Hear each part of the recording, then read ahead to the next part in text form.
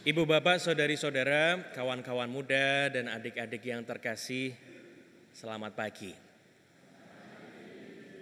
Siapakah di antara Anda semua yang belum pernah merasa takut? Ada? Takut dalam apapun, dalam arti apapun. Semua pasti sudah ya, pernah mengalami rasa takut. Kalau kita mengamati media-media sosial yang kita punya, seringkali juga isinya adalah ekspresi-ekspresi yang barangkali membuat bahasa orang muda sekarang overthinking. Sembuh artinya apa ya? Overthinking. Terlalu berlebihan, cemas, anxiety, gelisah, takut. Postingan flexing artis-artis seringkali justru membuat tidak percaya diri, merasa takut. Kalau saya tidak tampil baik, seperti apa nanti komentar netizen, dan seterusnya. Karena komentar netizen kanon pedas sekali. Saudara-saudari yang terkasih, rasa takut seringkali masih kita hadapi dalam hidup kita. Sebagai orang beriman Kristiani pun tak lepas, seringkali kita merasa takut, seringkali kita merasa cemas. Terutama saat apa kira-kira? Saat kita menghadapi badai kehidupan itu. Maka kisah yang kita dengar dalam bacaan Injil hari ini bagus banget. Saya akan menceritakan ulang kisah ini dengan lebih sederhana. Kita bersama-sama membayangkan Yesus sedang mengajar banyak orang di tepi danau Galilea. Yesus naik perahu lalu mengambil jarak dari danau dan sementara orang banyak duduk di daratan. Yesus cerita, karena ini versi Injil Markus, Yesus cerita tentang perumpamaan-perumpamaan. Biji sesawi, tentang pelita, tentang penabur dan seterusnya bersama dengan para murid. Hari mulai gelap, lalu Yesus mungkin juga lelah karena Yesus juga manusia tentu saja. Mungkin juga butuh minum dan seterusnya, lalu mengajak para muridnya, guys, kita bertolak ke seberang karena sudah gelap, sesi pengajaran selesai. Naiklah Yesus dengan sebuah kapal, tentu bukan kapal Titanic zaman itu, perahu sederhana. Kita bisa membayangkan Yesus dan para muridnya menyeberangi danau Galilea. Dan karena tentu saja lelah mengajar, Yesus hampir pasti mungkin juga tertidur. Maka dikatakan di dalam Injil, Yesus bahkan pakai bantal loh, ini ditulis dalam Injil. Pada waktu itu Yesus sedang tidur di buritan memakai bantal. Ketika itu tiba-tiba datanglah topan yang sangat dahsyat. Dan ombak menyembur masuk ke dalam perahu. Kita bisa membayangkan ya, perahunya tadi Yesus posisinya tidur, para murid panik, padahal di antara para murid ini mereka adalah nelayan yang setiap hari mengarungi mungkin juga lautan. Tetapi yang terjadi, mereka panik, takut, bahkan sampai ekspresinya nadanya marah. Guru, apakah engkau enggak peduli kalau kita ini binasa? Apakah engkau enggak peduli? Kok malah bisa-bisanya tidur? Gitu ya. Mungkin itu juga luapan ungkapan-ungkapan kita juga. Di mana engkau Tuhan ketika ada topan dan ombak yang sedang menggoncang hidupku? Di mana Tuhan? Tetapi ending dari kisah ini adalah apakah Yesus hanya diam saja? Tidak. Mendengar seruan mereka, Yesus bangun dan dengan kuasanya memerintahkan angin dan laut untuk tenang. Saudara-saudariku yang terkasih, saya ingin menawarkan dua pokok saja yang kira-kira akan mengajak kita semua untuk memohon rahmat agar Tuhan menambahkan keberanian dalam hidup kita dan menumbuhkan iman kita. Persis saat di situasi yang tidak mudah saat badai kehidupan mungkin sedang menggoncang Anda, bahkan menggoncang iman Anda, bahkan kepikiran mau lock off dan lock in ke tempat lain misalnya. Yesus, saya ingin mulai dengan 2 pertanyaan Yesus itu. Mengapa kamu begitu takut? Yang pertama. Dan yang kedua, mengapa kamu tidak percaya? Kita masuk yang pertama, mengapa kamu takut? Saya yakin tadi semua Bapak Ibu, saudara-saudari, kawan-kawan muda dan adik-adik pernah mengalami rasa takut dengan berbagai bentuknya. Dan saya merefleksikan bahwa seringkali yang membuat atau hambatan terbesar yang membuat orang sulit untuk tumbuh, untuk berubah, untuk berkembang, ya rasa takut itu. Salah satunya yang paling besar. Takut gagal dalam studi, dalam pekerjaan, takut salah, takut tidak sesuai ekspektasi orang tua, takut ditolak. Ini biasanya remaja nih.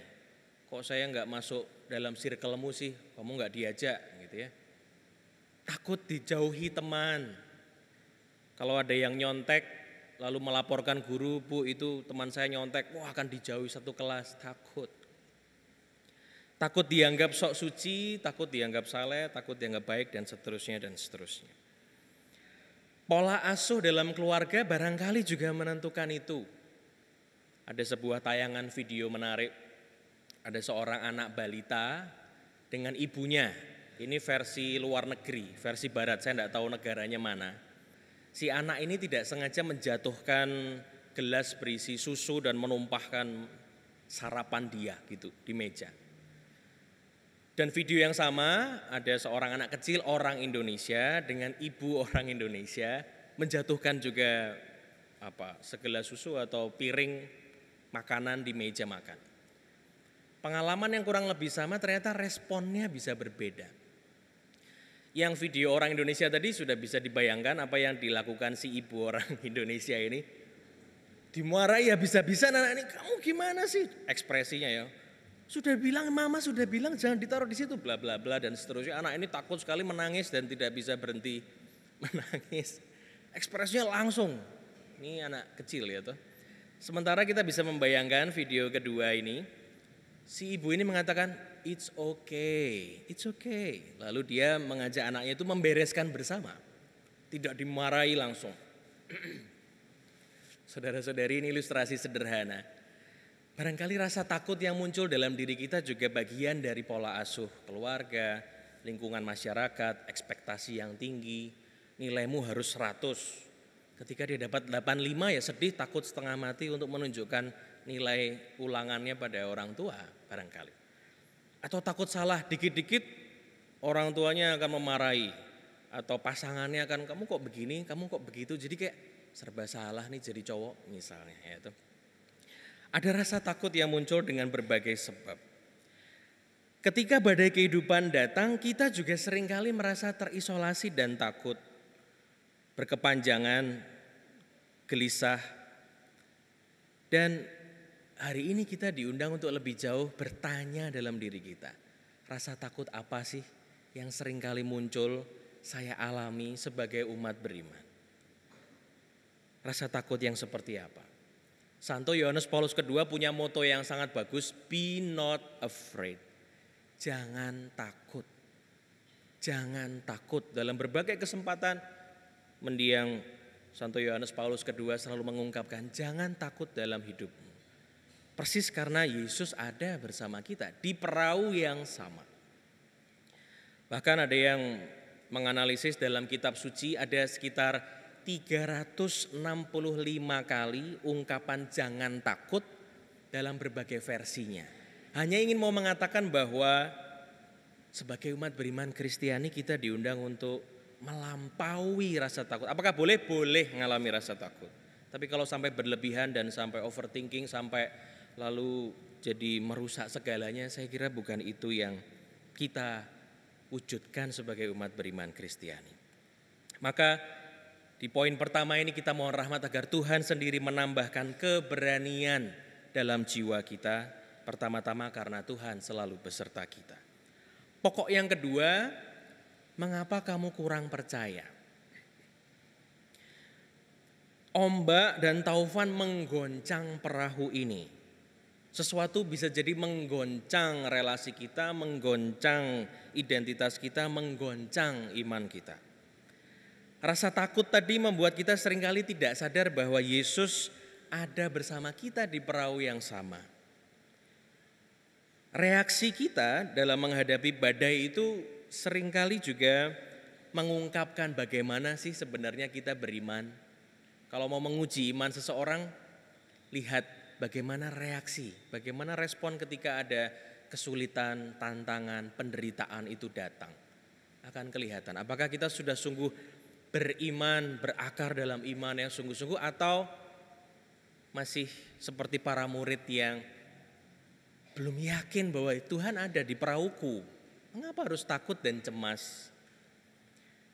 Murid-murid bisa saja sebenarnya memilih tenang, lah ada Yesus, dia pasti bisa menghardik semua itu dengan kuasanya.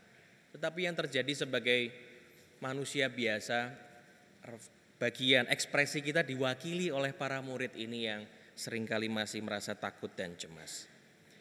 Demikian pula dalam hidup, kepercayaan yang mendalam, iman yang mendalam pada Kristus akan membawa ketenangan, kedamaian batin meskipun badai kehidupan melanda kita. Dan biasanya iman kita akan tumbuh sungguh-sungguh persis di saat ujian dan kesulitan itu datang.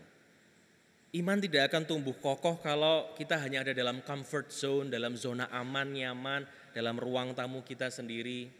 Enggak. Seringkali justru di dalam geliat tantangan hidup kita, iman kita akan pelan-pelan makin tumbuh, makin solid, makin merasa bahwa Tuhan sungguh baik. Dan ujian-ujian yang diberikan, kesulitan-kesulitan ini juga akan menumbuhkan kita sebagai umat Kristiani. Saudara-saudari yang terkasih, pertanyaannya kemudian adalah apakah kita sudah sepenuhnya memiliki iman yang teguh di dalam penderitaan, di dalam kesulitan, di dalam badai kehidupan kita. Bagian terakhir, saya ingin menutup renungan ini dengan sebuah doa. Doanya seperti dialog antara manusia dengan Tuhan. Dan saya kira doa yang juga dalam tanda kutip baik, menyentuh, mendalam, persis ketika kita bisa ngobrol, berdialog dengan Tuhan. Seperti para murid berdialog dengan Yesus dan meminta pertolongan Yesus saat badai itu datang. Doa ini dibuat oleh seorang teolog bernama Reynold Niebuhr, lalu direvisi, dibuat baru oleh seorang Yesuit, James Martin namanya. Dan saya revisi lagi, saya buat agar mudah-mudahan kontekstual dengan hidup kita semua. Judulnya doa mohon kedamaian batin. Tuhan, berilah aku kedamaian batin untuk menerima hal-hal yang tidak bisa kuubah. Terutama orang-orang yang gak bisa kuubah. Dan itu cukup banyak karena aku jelas bukan Engkau Tuhan. Setidaknya bukan saat terakhir kali saya mengeceknya. Dan sementara itu Tuhan, kumohon berilah aku keberanian untuk mengubah apa yang kubutuhkan, untuk mengubah diri saya lebih baik, yang sejujurnya banyak sekali yang harus diubah. Karena sekali lagi, aku bukanlah Engkau, yang berarti aku tidak sempurna. Lebih baik bagiku untuk fokus mengubah diriku sendiri, kebiasaan-kebiasaan burukku yang ada, dan ingin menjadi lebih baik dari hari ke hari dengan orang tercinta di sekitarku, dengan banyak orang yang ada dalam hidupku, daripada khawatir, cemas tentang bagaimana mengubah orang lain. Yang seperti engkau pasti ingat, seringkali kuungkapkan dalam doa-doaku, Tuhan, aku ya seperti ini, aku tidak bisa berubah, orang lain yang harus berubah. Akhirnya Tuhan, berilah aku kerendahan hati untuk berusaha diam saja Setiap kali aku berpikir bahwa aku jelas lebih pintar, aku jelas lebih baik, lebih suci daripada orang lain di ruangan ini atau dimanapun aku ada, dan seolah aku sudah memiliki semua jawabannya. Terakhir Tuhan, maaf banyak sekali doa yang akan kuminta padamu, anugerahilah aku hikmat kebijaksanaan untuk mengingat bahwa aku bukanlah Engkau. Sekaligus untuk membedakan mana hal yang tidak dapat kuubah dan mana hal yang masih bisa kuperbaiki. Bantulah aku agar dapat hidup di sini saiki, untuk hidup saat ini ning kene dan begini ngene. Menerima bukan berarti rasa malas dalam jiwa, memandang kesulitan sebagai kebaikan agar imanku kian tumbuh. Menyerah bukan berarti gagal, tetapi aku menyadari penyerahan dirilah ungkapan iman dan kepercayaanku. Tuhan, berjalanlah bersamaku agar aku tidak mudah kehilangan harapan ketika badai itu datang.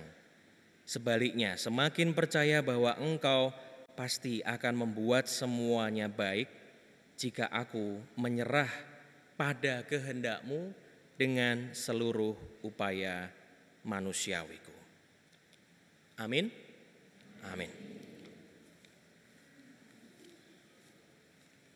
Saudari-saudara yang terkasih, marilah kita bangkit berdiri dengan penuh iman, kepercayaan dan harapan.